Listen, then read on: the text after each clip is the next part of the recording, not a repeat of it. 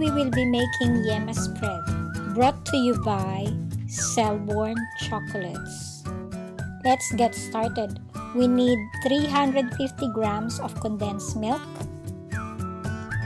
100 grams of egg yolks. Mix the egg yolk and condensed milk to blend properly before cooking. Then add lemon rind from 1 lemon finely grated. Then set your stove in a very low heat and continuously mix the mixture.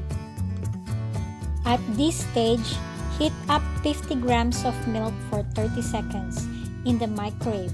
Then add it into previously melted 50 grams of Selborne white chocolate to make a white chocolate ganache. Once the ganache is done, add it to the custard mixture. Then continue mixing.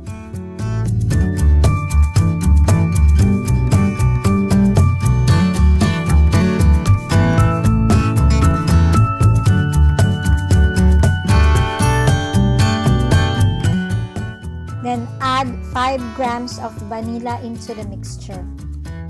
After adding the vanilla, just continue mixing. At this stage, you will notice that the mixture is not ready. As you see, it is still very thin. So just continue mixing.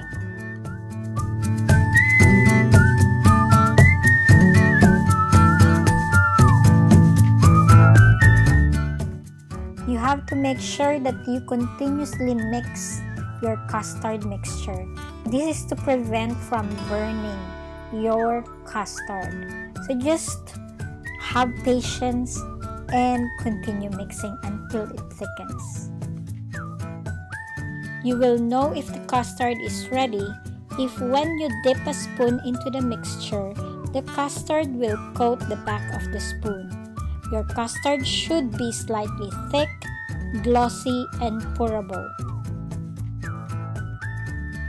While the cooked custard is still warm, pour it into the clean and sterilized jar, then seal.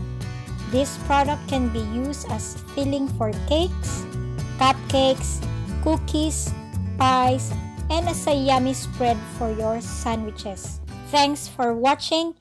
Please do not forget to like, share this video, and subscribe to my channel. See ya!